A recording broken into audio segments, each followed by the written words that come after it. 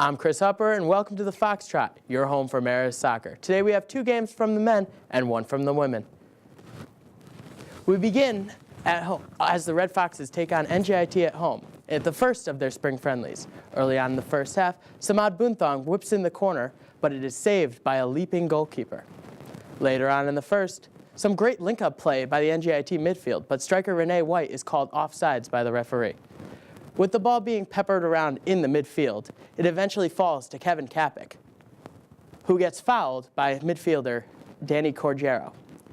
The ensuing free kick by Marcus Ginman will thread the wall, but goes wide of the target.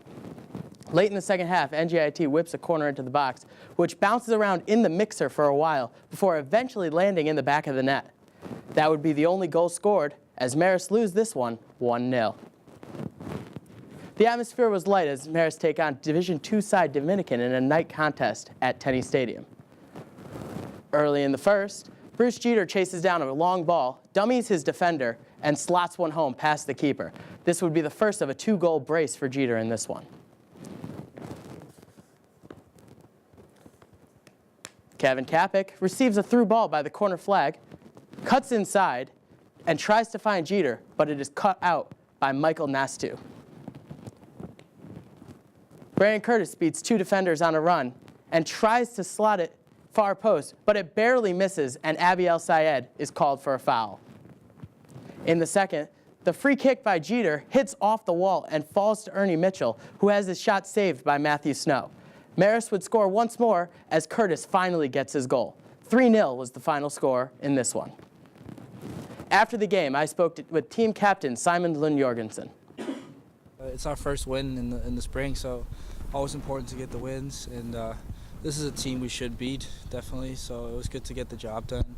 And I thought it was a good win. We played well.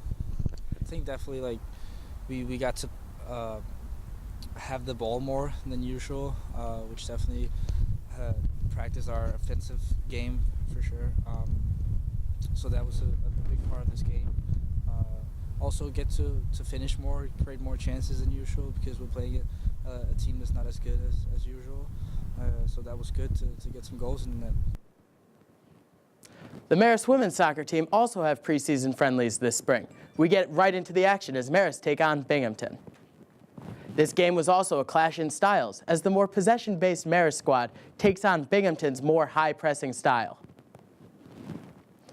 And this clash in styles is on full display in this build-up as the ball stays in Marist's possession, but with constant pressure from the Binghamton attackers.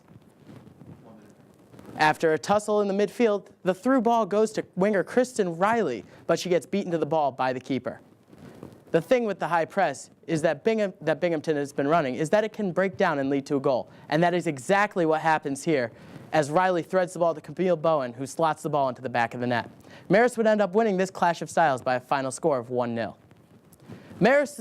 Soccer is the world's game, and Marist are fortunate enough to have players who have played overseas. Enzo Petrucelli played in Italy for several youth academies throughout the country.